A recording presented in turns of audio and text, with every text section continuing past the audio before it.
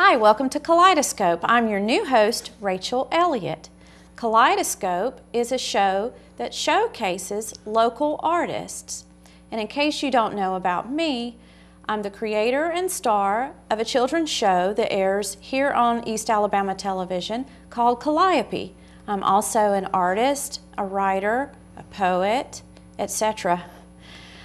We are here today with local artist Donna Bailey.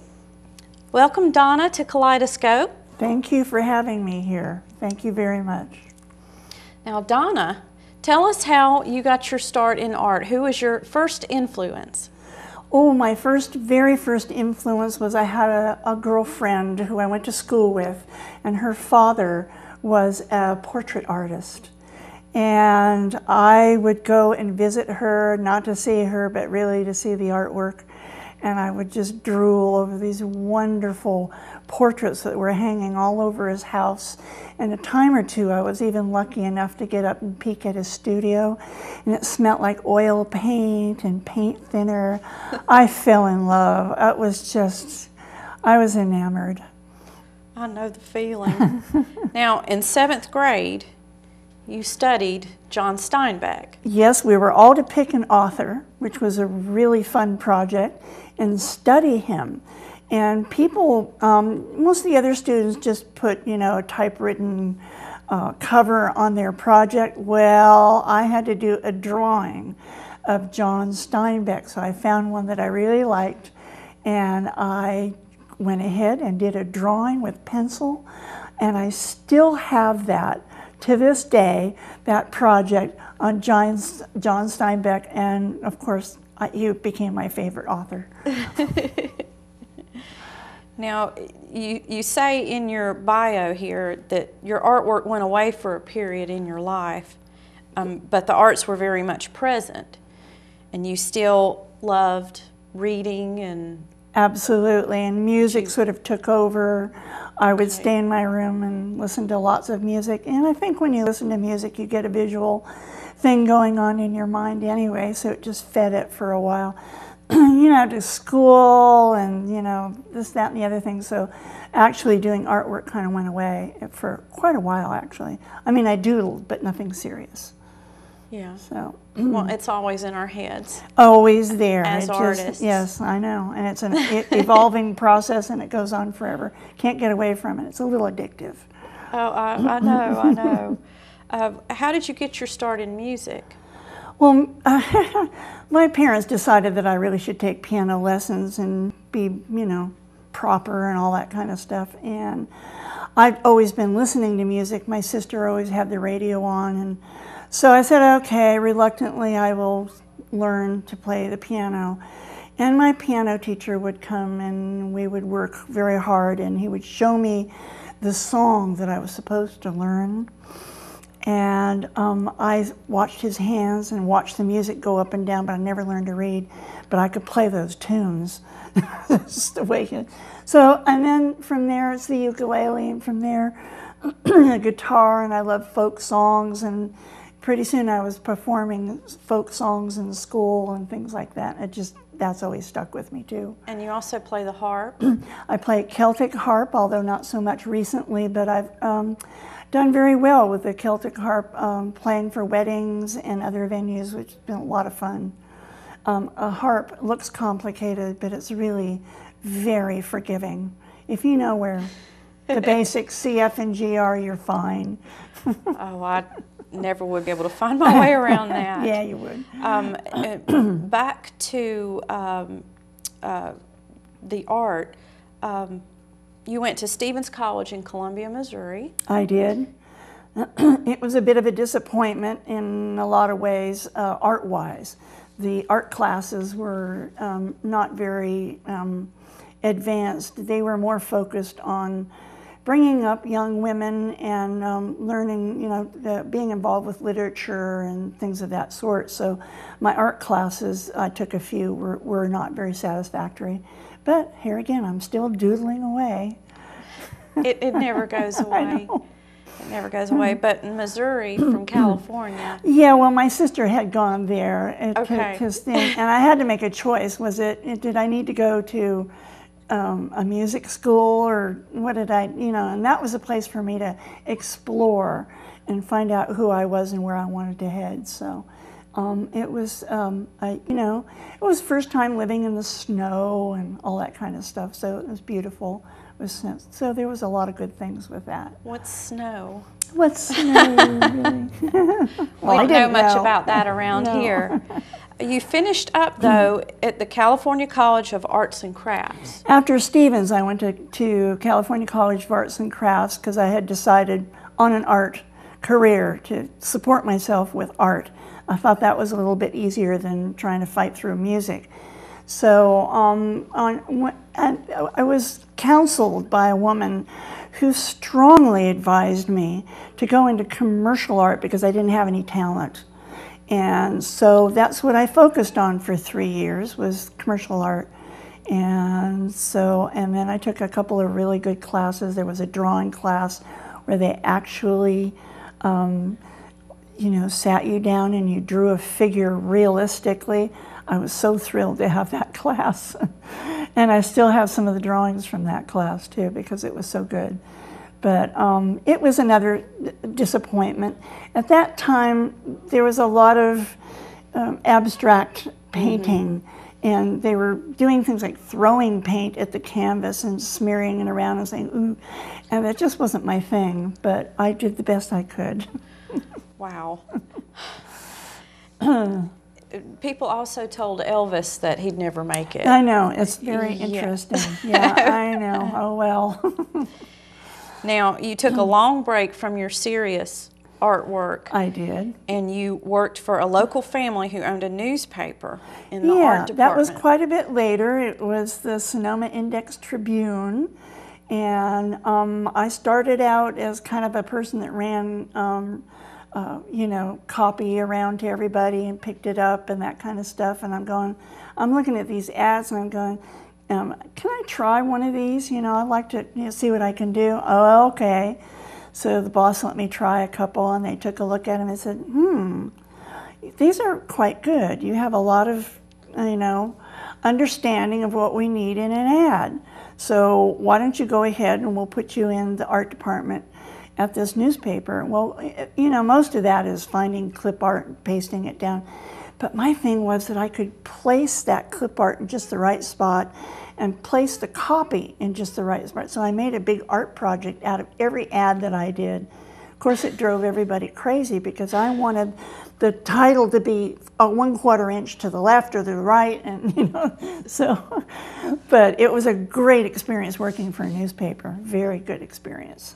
Well, you started painting more with encouragement from your friends, and you joined an arts guild in Sonoma. Right. Tell us about that. There's a couple of arts guilds and art associations in this little town in Sonoma, California, and I started going to the events that they had on the plaza, where they everybody brought their artwork and you sat there for a whole weekend and talked to people. And so I would work really hard to get paintings together and frames. And there was a time when one day we were out, the whole event was closing, and some guy came up and said, you know what, I'll buy you out. I just bought a house here, and I'll buy everything you've got. Ooh, was that a thrill? I decided I should probably paint some more then. Well, we'll hear more about it after these messages. We'll be right back.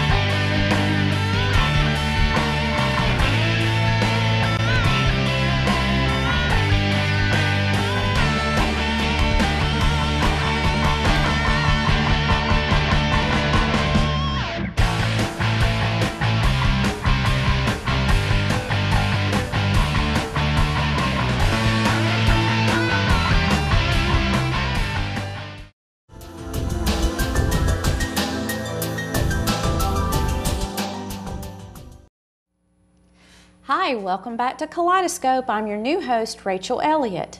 Here again with Donna Bailey, local artist and musician extraordinaire.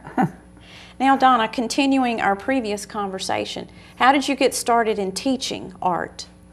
A lot of people would see my artwork and they would want to know, how did you do that? And so I would say, well, why don't you come on over to my house and I'll show you. Oh, would you really? Absolutely. So people would come over, and the next thing I knew, 5, 6, 7, 8 people were coming over, and I'd set them out on my porch and we'd all sit there, and I would walk them through the process that I use to do a painting. And it was really thrilling. I loved seeing people that came in that had never done any kind of painting before. And I was able to give them enough instruction so that they, by the end of the class or several classes, they were coming up with a fairly substantial piece of artwork, which was a thrill to me. And I still love that today. I could do that 24/7. It's just a fun thing for me to do. And I especially like the beginners. And you enjoy teaching? I had no idea that was in me. I had no idea until I kind of stuck my head out there and gave it a try. And that was, I will do that for as long as I can. So come on. So, well, I have a question. Do you give private lessons? I can give private lessons, but usually that doesn't work out, and it's not nearly as much fun as when I have 5 or 6 people and we're all feeding off of each other, and so that works out better for me to have a place where we can go, like the community centers, to have classroom and teach.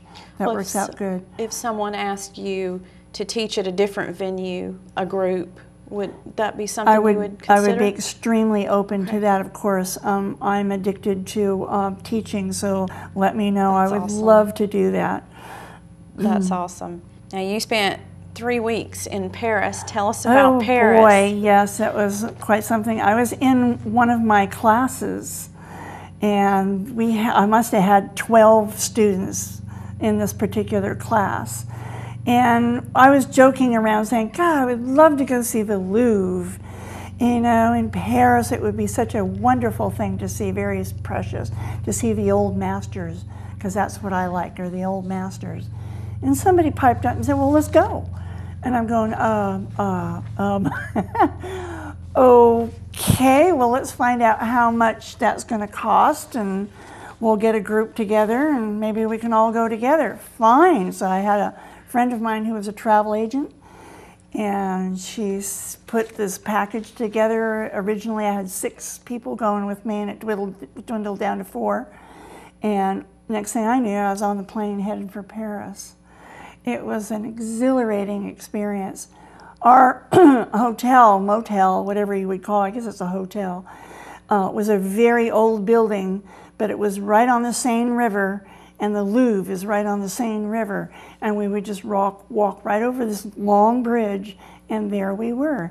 So we could go in anytime. We had like a 3-week pass to go in and out. And I was, you know, the Mona Lisa was there, so I got this far away from her. And I could stare at her and see the brush strokes, and I just couldn't.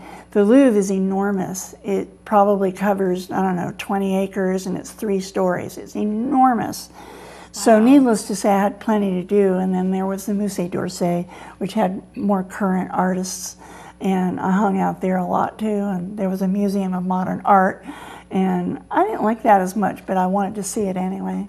That's every artist's dream, to go to the Louvre. It's just, absolutely, I couldn't believe I was there. It was a horrible plane ride, 12 hours, but every bit of it was worth it. So, and I'd go back in a hot second and spend 3 more weeks there, no problem. Wow. Well, your favorite classic artist is Vermeer. Yes, he is. Tell me what you love about Vermeer. Vermeer paints very realistic. It looks like a photograph. what his main focus is the light source. A light coming through the window and hitting the side of a face, or on a book, or on a table, or on the floor with shadows. And he had this wonderful way of painting perspective, so that you have something up close and it goes farther away from you, so you have this whole scene in front of you. And these beautiful characters that he painted with such devotion and attention. Girl with the pearl earring. Yes, absolutely. Yes. There she is, yeah. Oh, that's my favorite. Right. It's a beautifully done job. And surprisingly enough, along the way, I found out that he used my technique, which is a wet-on-wet technique, to accomplish his beautiful paintings. So. And that's the same technique that Bill Alexander uses. Absolutely. And even Bob Ross, but yeah, definitely. Now, we're moving on to present, and presently you are teaching. I am, just as much as I can. The Active Life Recreation Center that's on Raglan Avenue in LaGrange has invited me in to teach. And of course I'm teaching seniors there, which is wonderful. Oh, wow. They're a treasure. And I've got about 7, 8, 9, 10 students, depending on whether they can make it or not. And we can use this huge room, which is the quilting craft room that they have. So we have long tables and a sink and everything that you need. And I've been doing that for a while, and it's been just a treasure doing that with these with the seniors. They love it. They've never painted before. Here, we're going to do a landscape. We're going to do what? And then the next painting, I will have them do maybe a portrait of their grandkids, and they can't believe they've done it. It gives them something that they can do even without me forever. It keeps them entertained. It's a challenge. It keeps their mind working. A lot of good energy in there. Definitely, and we have a good time and a great group of people. So that to me would be climactic to teaching, is getting a group that's that excited about it, that's had that many years behind them and have never done art before. Absolutely, and I have one lady who has a very colorful family history. A lot of her family came from the Ozarks, and she's got some really bad photographs of those people in her background, and buildings and things that they used to use for processing meat and things like that. This old, really incredible hand-hewn things that they built to assist them in their life. And so she's documenting that stuff and bringing it clearer and putting color in there, and these characters with this guy with this old floppy hat and a beard, white beard down to here, hard eyes. He's been a hard man, had to get through a lot of stuff. I just love it, and we're having a good time. And the other thing she's doing is tobacco barns, which are fast disappearing. Painting tobacco barns. Yes, painting the tobacco barns. And it's like a historic, record of the old tobacco barns. They're wonderful. And hers is sort of on the folk art level, but it's charming, it's wonderful. It's a way of preserving history. And for me to be enhancing that for her is a treasure. I'm blessed. Wow. Well, we're going to pitch to commercial. We'll be right back with more.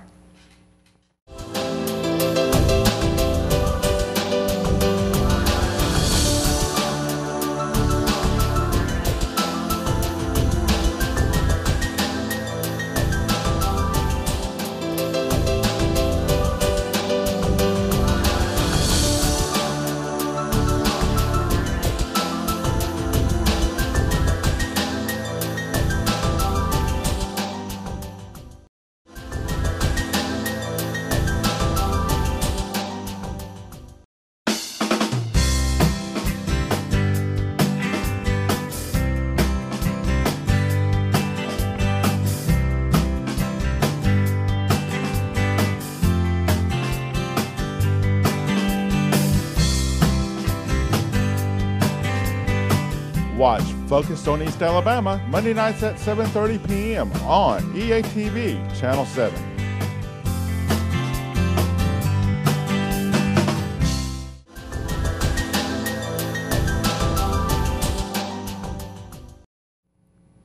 Hi, welcome back to Kaleidoscope. I'm your new host, Rachel Elliott, and we're here with local artist Donna Bailey. And Donna, before the commercial break, we were talking about you teaching. Tell me the most recent thing you did in illustrations, the children's books with Steve Scott. Right. Well, thanks to you, I was introduced to Steve Scott, and things got pushed my way, or it kind of floated my way, which was wonderful. And he had written two children's books for his grandkids, I guess, many years ago, and it was his dream to put that to illustrate it and publish it. So we began, and the first book was Katie and the Kudzu King. And it was a wonderful story about Katie, who comes here from New Jersey, and she sees those kudzu plants growing all over the side of the road, and they look like monsters. So it was my job to bring this into some kind of visual thing for everybody. And I had gotten started with it, and what he would do is he would send me this little scribble or stick figures, and he would say, this is what I kind of have in mind. And I'd sit down and do a sketch for him and send that back, on the computer. He'd say, that looks really good, go with that. And out of that evolved these wonderful, wonderful illustrations. I had no idea that I had that capacity in me, but I could visualize exactly what he's great to work with. I had that capacity to visualize exactly what he had in his mind. And so from there we did another children's book, and it was Grunions with Onions. And it was a story about a little boy who is a little disconcerted with his mom's cooking. So he says, heck with you, I'm gonna go downtown and get myself something really good to eat. So he bicycles into town. And I'm illustrating this stuff, and it's so wonderful. And he goes to a pizza place, and the guy comes out with a wonderful pizza, except the anchovies are alive, and they're jumping around on this pizza and swimming in the cheese. And this poor little boy's going, whoa, that's not what I want. So he goes on to the next place, and he goes to many places like this.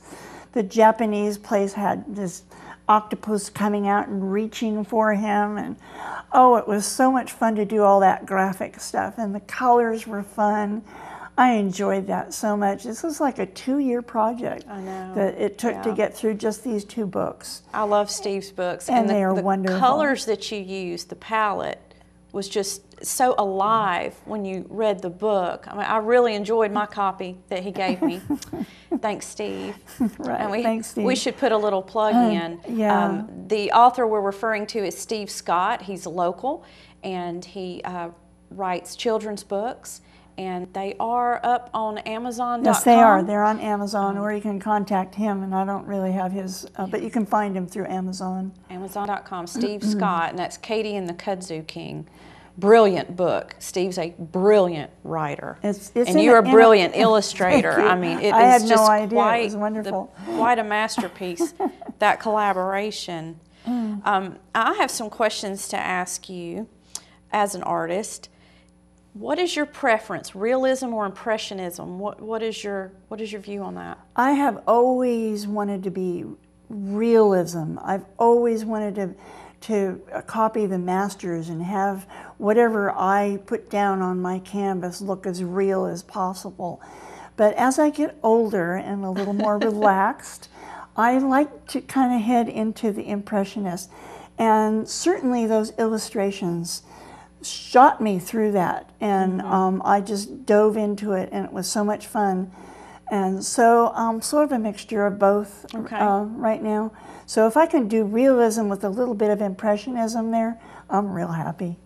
Now, let us know how someone would go about contacting you for lessons or other information. Certainly. I have a website and also on Facebook, and also my email is dcb13h@vom.com, and you can contact me anytime. I'll get back to you as soon as I can, and I can give you whatever information you need for whatever you have in your mind. Okay, and you're also a part of the Kaleidoscope group on Facebook. Yes, so I they am. can find you via Yes. Facebook. Absolutely. Thank Okay. you very much. Yes. Okay. Do you have a Facebook page just for your art? Yes, and it's the same one, the portraits-by-donna.com, and you can find me that way. Okay, awesome. So you will do commissions for portraits. Now, Absolutely. do you do pet portraits? That seems to be really popular. I would love to do pet portraits. I have horses of my own, and to do portraits of people's horses would be a thrill for me. Okay. And of course, a lot of people contact me for loved ones who have passed on, and they want some sort of a record of that. That's always a very rewarding project for me. And house portraits, pet portraits, people, whatever. Anything that's a Book portrait. illustrations? And book illustrations, yes. Over, above, and beyond children's genre, Right. you would consider illustrating in any other type of Any genre? other kind of book. Now that I got my feet into it, boy, I really love it, so bring it on. Well, the next question I have for you is something that people ask me. For a beginner, how approachable is it to go from doodling a stick figure to painting a portrait? It seems intimidating to someone who's never done it before. I'm sure the seniors, they're just going in head first with the lessons. It is, but a lot of people, it's really intimidating. So what kind of advice would you have for them if they're aspiring to learn but they're kind of scared? Well, the thing is that I make it extremely easy. I take them through step by step. They prepare their canvas. They mix the background color. That's exciting. I mean, that's really easy to do. And they work from the farthest away position forward. So if they're doing a landscape, we do the sky. We do a couple of clouds. We just work that in. Once they've been through this whole process, from that, and they've learned how to work their oils and how those oils will act on their brush, then they can very easily go into doing a portrait of their grandchild. But what I stress then is space relationships. So they need to understand how far away is the bottom of the nose from the upper lip when they go ahead and try to translate that to a two-dimensional surface. And generally speaking, when they think of it that way, they can do it. Right. So it works out pretty well. That breaks it down. It does. Fairly easy. Yeah. So. Well, you also teach pencil and acrylic. Acrylics is a fast-drawing medium. It doesn't lend itself quite as well to doing some of the portrait work. It's so, because it dries so quickly. It doesn't blend as well. Okay. But pencil and the graphite is, anything like that, and the acrylics is really a lot more time consuming. You can get your painting done in a matter of hours with oil, but pencil is a building process. You have to really build it. Right. And so the same thing with acrylics. Yeah. And that right. sort And of you have thing. to sharpen your pencil all the time and use, all this kind of stuff. So I recommend people start out with oils right away. Okay. Okay. Just dive in. Absolutely, first. yes. Okay. And again, on Facebook, you are listed as Donna Bailey. Right. Portraits-by-donna.com. And you're part of the Kaleidoscope group, excuse me, for those of you who are also members of that. Right. Okay, well, we want to talk more about what you're doing currently as far as teaching and the places, the type of classes that you have to offer and the venues. Again, it's the Active Life Recreation Center on Raglan Avenue in LaGrange. LaGrange, And okay. in 2 weeks' time, we're hoping, maybe sooner, they have opened up the new community center, Harris County Community Center. And it's a lovely facility. It's big, and their art room is going to be absolutely lovely. We're trying to get some sign up for that now. So if you're interested, please contact the Harris County Community Center, and Ashley will sign you up, and we'll start painting classes there. Now, would you be interested if someone had a large enough group to come to Columbus to teach? Absolutely. If that's something that they would like, I could do that for sure. I would love it. Okay. Yeah. Now, I meant to ask you, out of all the mediums that you use, which is your favorite? Without a doubt, oils, It's because oil. I can blend. I can work wet on wet, which is really the trick to doing a really good likeness, skin tone, things like that.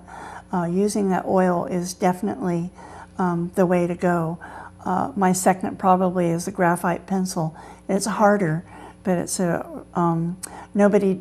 are very few people I see that do pencil the way I do. So I don't have too many students that ask me about pencil, but if I do, I make them work real hard at it. So. Are you also for hire for playing the harp at occasions? I would like to. I would need a little bit of notice. I play the banjo, which is a lot of fun. I play a little bit of guitar, and I like to sing. So definitely, those would be things I would be interested in jumping in on for sure. Absolutely. Okay. Well, thank you for joining us here today on Kaleidoscope. Thank you very much. This has been a lot of fun, and I've enjoyed this immensely, and it's very nice to see you again, It's Rachel. good to see you too. It's been a delight. Again, this is Kaleidoscope. This is a show that showcases local artists. I'm Rachel Elliott, your new host, and thank you for joining us today.